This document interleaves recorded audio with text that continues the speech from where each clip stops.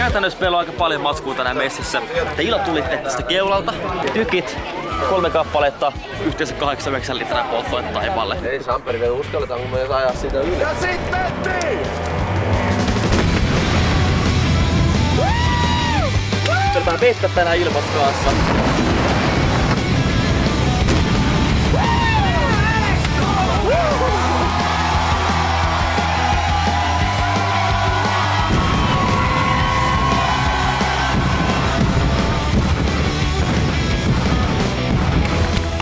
Eikö tää on hyvä tapa tehdä perunapeltoa?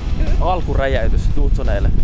Litramääräisesti sellainen 15 litraa vähän reilu tila, eli se on aika massiivinen tällainen.